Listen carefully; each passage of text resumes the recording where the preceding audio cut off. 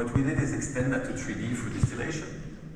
We essentially trained a red network, the one at the bottom there, that will generate red vectors that are aligned to orange vectors and by transitivity to blue vectors.